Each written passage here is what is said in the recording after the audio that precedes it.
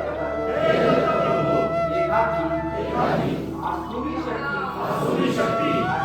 असे ती इथे येत नसेल या शक्तीला इथे खेचून आणून नष्ट